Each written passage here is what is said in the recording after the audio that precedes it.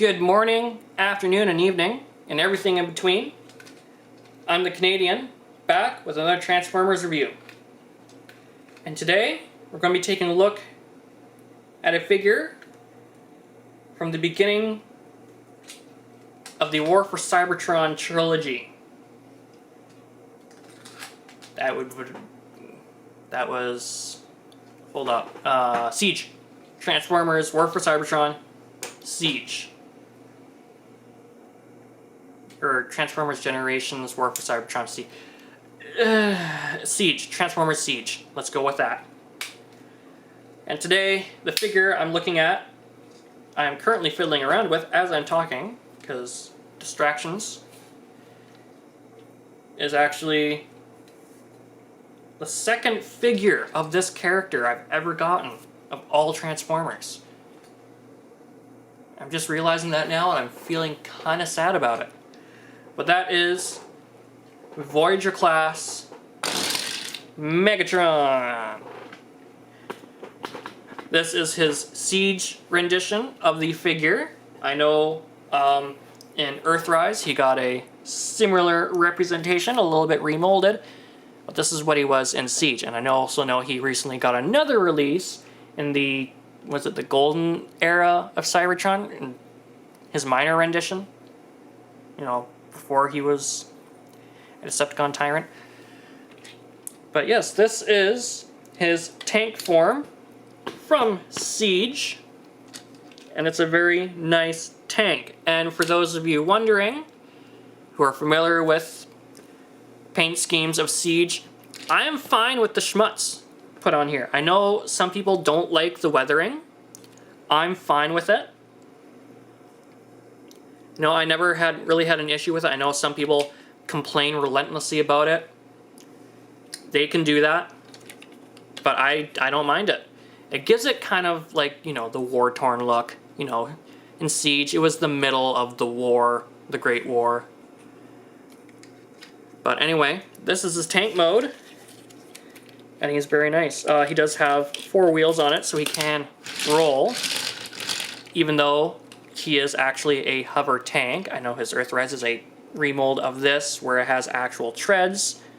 Still has wheels because they're not operating. But that is it. The sculpting on this figure was very nice. This is when, you know, they really started bringing out the budget for sculpting. So there's lots of detail hidden in here.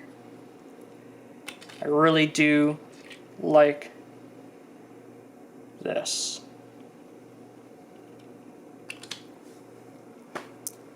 Now, I'm trying to remember, was this mold also used for the Shattered Glass Megatron?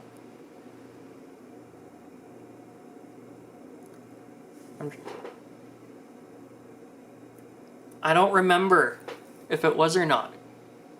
Let me know down in the comments what mold they used for the Shattered Glass Megatron. And then, because yeah, I remember I was looking at, I found one recently, I never got it. I don't know why. But, see, that's gonna bug me now, because I don't remember. Anyway, let's get on with the figure. The painting and sculpting on this figure is very nice. The vents down below are nice, metallic, brownish, goldish brown.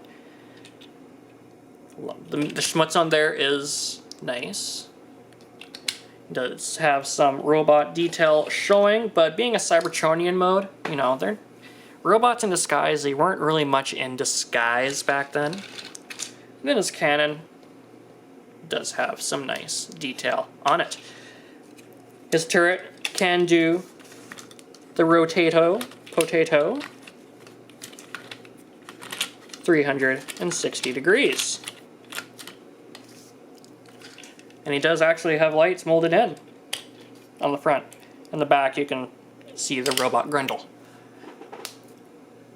Let's get into robot mode. So first off, his cannon we're going to rip right out and fold it like so. That makes the sword. Nice G1 toy reference there. Then the robot mode. This is the fun part. Robot, we're going to unpeg the legs from the side here. And there is a cover down at the bottom here. Oh, yeah, by the way, visible head syndrome. Going to open up a panel here and rotate, oops, the leg out. And then rotate out and fold and down. After that, fold the foot down and fold the heel out. I gotta raise this up.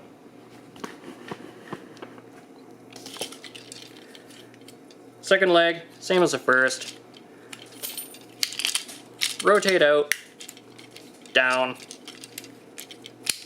Oops, wrong way. Like so. Now this one on mine, the heel's a little bit stubborn, but it does go in. And then rotate the waist. Coming up to, just get a little more comfortable in my seat here. Coming up to the waist here, pop the head up. Going to rotate this around, pull the arms apart like so. I just realized I did it the wrong way. There.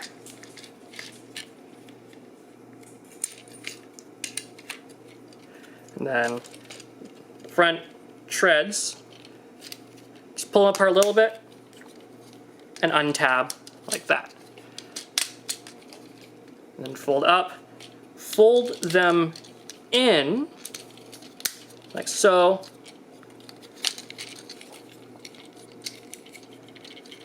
Fold them up. That'll give you space to fold the arms in. And then these parts up here, fold them down like that. And then bring down the head and shoulders like so. And why isn't this working? There, like that. And then fold out the fists. Turn this cannon around. And there you have Voyager class Seige Megatron in robot mode. And I know I've said before I like good figures, and this to me is a good figure. A couple loose joints, but the weight of the figure, because it does have a little bit of heft to it, does kind of compact that joint down, put friction on it, so it doesn't fall over, and it's the one of the feet is loose. But yes, this is a very nice figure, and when you transform it, he looks very G1. You got a good representation of a G1 Megatron on here. Missing is the back cannon, but he has treads for that. And the treads, too, at the back came out pretty good, too. I know there is a way. No, not really. Never mind. Don't listen. I lied. And then, just for the heck of it, the sword. By the way, just going to get the accessories out of the way. Fusion cannon. Just typical Megatron fusion cannon. Pegs on his left arm. Or no, right arm. Sword. It's a nice G1 toy reference because a G1 toy had a sword. There. I'm just going to peg it on his shoulder, like so.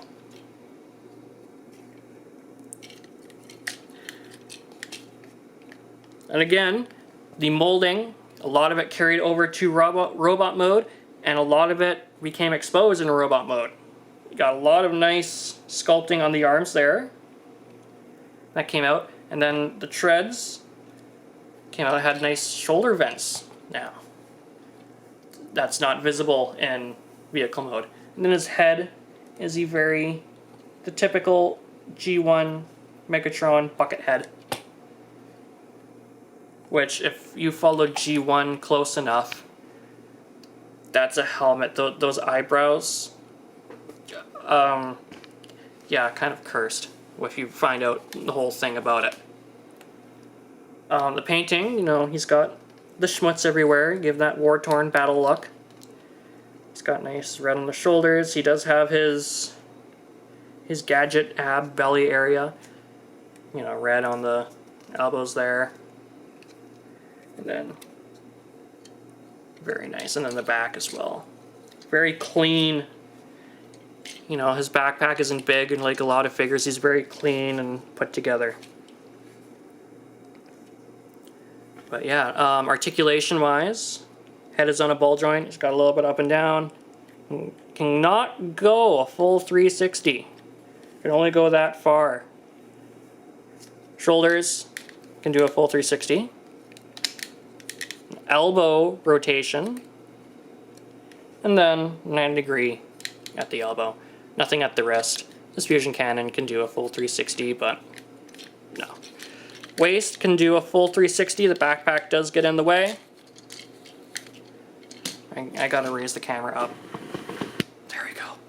Oh, I'm bending over doing this and my back's starting to hurt. Like so. Legs. On the right way first. Go that far backward or forward. And that far back does hit the backpack, but can go that far up if you move the backpack, but let's not move the backpack. Thigh swivel and 90-degree at the knee. You can get him in like a little bit of a sitting pose there. Ankles, in this era, we're starting to get ankle pivots. The legs can go out that far. Cannot quite do the Jean-Claude Van Damme. Again, I'm working on the Prime trailer to get that.